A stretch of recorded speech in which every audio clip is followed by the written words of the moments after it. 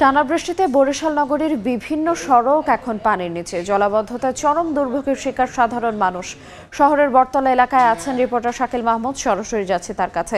শাকিল, দেখুন, মৌসুমী বায়ু সক্রিয় থাকার প্রভাবে গতকাল থেকেই কিন্তু বরিশালে বৃষ্টি হচ্ছে, কখনো মুষলধারে আবার কখনো থেমে থেমে বৃষ্টি হচ্ছে। এর ফলে কিন্তু বরিশাল নগরীর প্রধান সড়ক থেকে শুরু করে অলিগলিতে কিন্তু জলাবদ্ধতার সৃষ্টি হয়েছে। এতে চরম দুর্ভোগে পড়েছে নগরবাসী।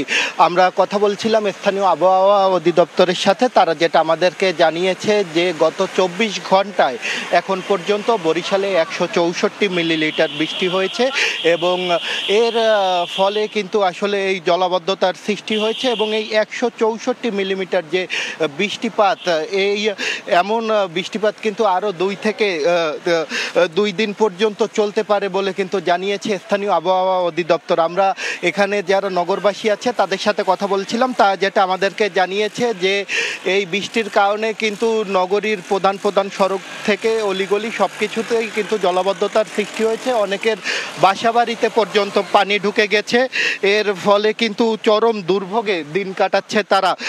তবে সিটি কর্পোরেশন যেটা আমাদেরকে জানিয়েছে যে এরই মধ্যে 800 কোটি টাকার কাজ কিন্তু তারা শুরু করেছে। এছাড়া 900 কোটি টাকার বেশি একটি প্রকল্প তারা কিন্তু মন্ত্রণালয়ে জমা দিয়ে রেখেছে, যেটি যদি পাশ হয় তাহলে কিন্তু এই বরিশাল নগরীতে আর কোনো জলাবদ্ধতা থাকবে না বলে কিন্তু তারা জানিয়েছে সিটি কর্পোরেশন থেকে। এই ছিল বরিশাল থেকে আমার কাছে থাকা সবশেষ। সরাসরি যুক্ত ছিলাম বরিশাল থেকে।